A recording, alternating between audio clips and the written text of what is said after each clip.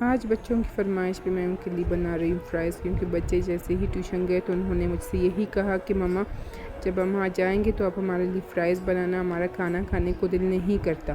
تو میں نے بھی ان کے آنے سے پہلے ہی جلدی اپنا سارا کچن صاف کیا، پہلے تو اپنا کھانا بنایا، پھر اس کے لیے جلدی بچوں کے لیے فرائض بنانا شروع کر دیا، کیونکہ بچے جیسے ہی آتے ہیں تو ان کو بھوک لگی ہوتی ہے۔ اللہ پاک فرماتے ہیں کہ زندگی کبھی آسان نہیں ہوتی اور مشکل کے بعد ہی آسانی آتی ہے۔ ایک بندہ حضور صلی اللہ علیہ وسلم کی خدمت میں حاضر ہوا۔ بندہ سادہ تھا، یہ ایک حدیث ہے، بندہ سادہ تھا، بدھو تھا، لیکن بات بہت گہری کر گیا۔ اس نے اچانک نبی پاک صلی اللہ علیہ وسلم کی بارگاہ میں حاضر ہوا، اچانک سلام کیا اور پتہ ہے کیا کہتا ہے؟ کہتا ہے رسول اللہ صلی اللہ علیہ وسلم قیامت والے دن حساب کس نے لینا ہے؟ تو نبی کریم صلی اللہ علیہ وآلہ وسلم نے نظر مبارک اٹھائی اور زیر لب حضور مسکرائے اور فرمانے لگے حساب تو اللہ تعالیٰ نے ہی لینا ہے۔ تو اس بندے نے کندھے پہ چادر رکھی اور مسکرانے لگا۔ تو حضور صلی اللہ علیہ وسلم فرمانے لگا کیوں مسکرا رہے ہو؟ تو کہتا ہے یا رسول اللہ صلی اللہ علیہ وسلم اگر حساب اللہ پاک نے لینا ہے تو پھر خیر ہے۔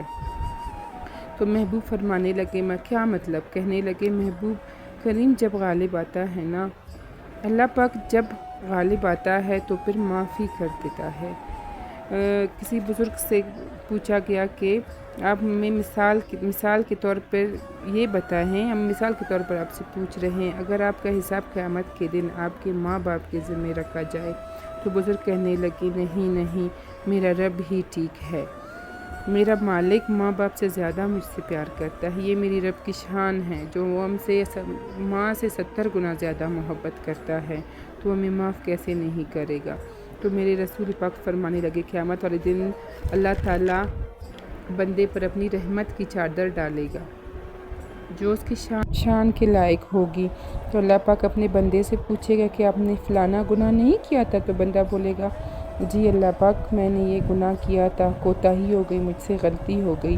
تو اللہ پاک اس سے پھر سوال کرے گا آپ نے یہ گناہ بھی کیا تھا؟ تو پھر وہ بولے گا اللہ پاک بھول گیا تھا، بندہ جو ہوں کوتاہی ہو گئی مجھ سے۔ پھر اللہ پاک اس کو بولے گا چلو میں نے تمہیں معاف کر دیا۔